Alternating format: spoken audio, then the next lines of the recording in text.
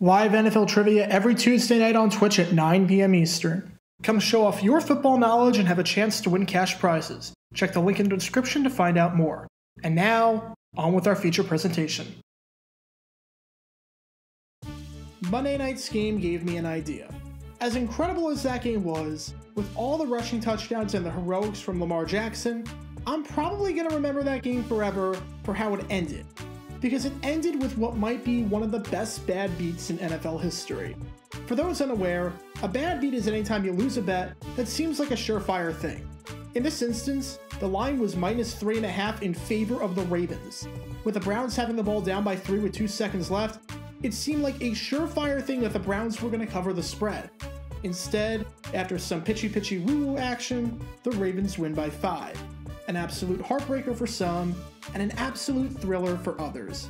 And every Monday night on SportsCenter, the great Scott Van Pelt does this segment called Bad Beats, where he looks at the best of these bad beats from the past week. Some of these have to be seen to be believed. I look forward to it every week. And as great as Scott Van Pelt is, the Bad Beats segment is probably the most popular thing on his SportsCenter.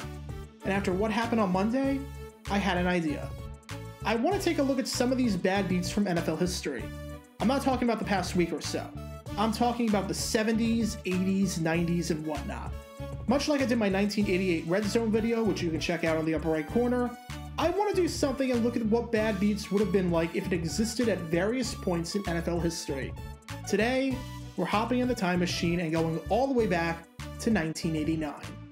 Welcome to the Bad Beats Club.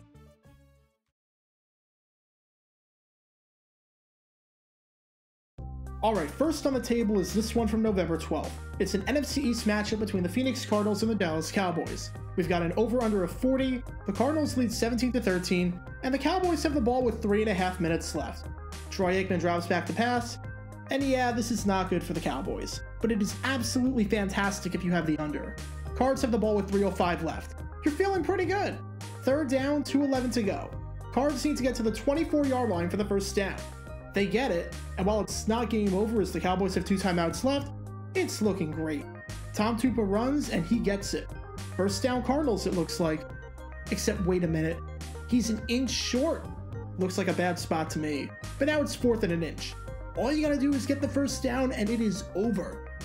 And he doesn't get it. He's stuffed. Cowboys ball. But hey, if you got the under, there's less than 2 minutes to go and we're only at 30. You're still fine. First play on the ensuing drive, and Aikman completely redeems himself. James Dixon takes it 75 yards to give the Cowboys the lead. But you're still good if you got the under. That's only 37. Tom Tupa's not going to lead a touchdown drive down the field, right? Especially not on 3rd and 5, right? Don't even tell me. And they take your advice, and it's complete!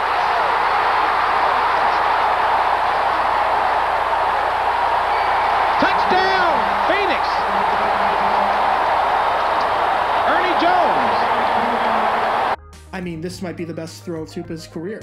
This is an absolute dime. And speaking of dimes, if you had the under, you just lost a lot of them. From 4th and inches to 2 touchdowns straight out of nowhere. Just a heartbreaker. But that's not the last heartbreaker for the Cardinals, because up next, we go to Sun Devil Stadium yet again. 2 weeks later, on November 26th, the Tampa Bay Buccaneers come to town. Cards are favored by 1 and lead by 6 points in the 4th. The Buccaneers are driving, and then Vinny Testaverde does what he does best and throws an interception. Ray Perkins is just as puzzled as everyone else as to why Testaverde threw that pass. But if you got the cards, you're feeling good. 3rd down and, okay, maybe you don't have the game on lockdown yet, but for you to lose this bet, the Bucs have to drive 85 yards down the field, and it's 4th and 10. The Bucs have converted 2 out of 7 attempts on 4th down this entire season. Testaverde is 14 for 35 on the day after that last incompletion. You've got this. Testaverde throws short of the sticks, but William Howard plows his way through for the first down. Now it's a bit dicey, but you're still looking all right. 3rd down, and Testaverde throws it right into the hands of Lonnie Young, who drops it. That would have been the game, right in his hands. All right, you're still in a good spot. It's 4th and 5. Surely the Bucs aren't going to get 2 4th down conversions on this drive, right? Well, you thought wrong. Bruce Hill with the grab, and the Bucs are in the red zone. William Drury's grab gets the Bucs in a goal-to-go situation. And then Fade pattern. Touchdown, Tampa. Mark Carrier. Just wow. But hang on, there's still 40 seconds left.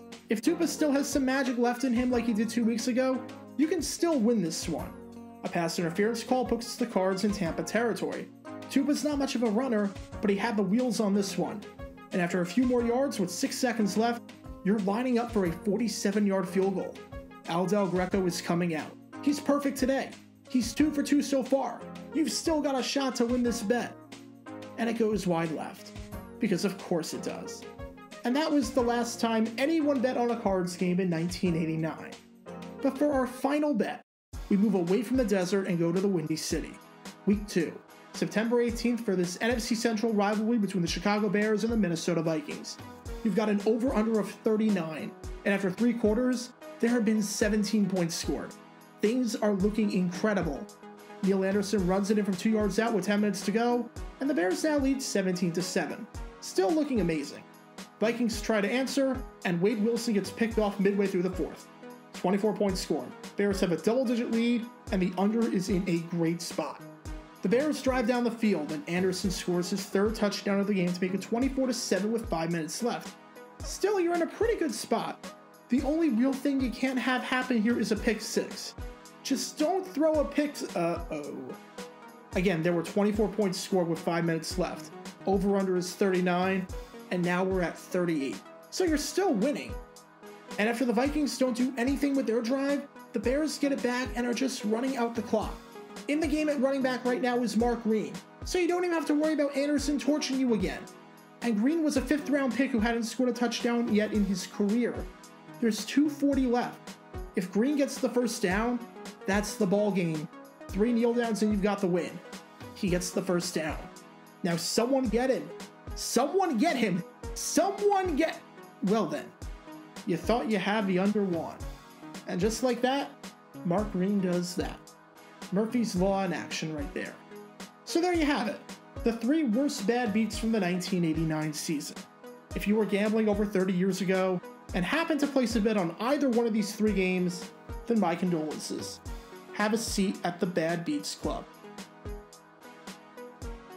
Be sure to like this video, ring the notification bell, and subscribe down below if you haven't already, as it helps the channel out a lot. And be sure to check out Twitch every Tuesday night at 9 p.m. Eastern for your chance to play NFL Trivia and win cash prizes. Link in the description below. If you want to see videos like this condensed down to 60 seconds, then follow me on TikTok at JaguarGator9 and subscribe to 60-Second NFL History on YouTube. Also, special thanks to all of our Patreon supporters for helping out the channel. Your support is greatly appreciated. So you can become a patron and request future video topics in the description below.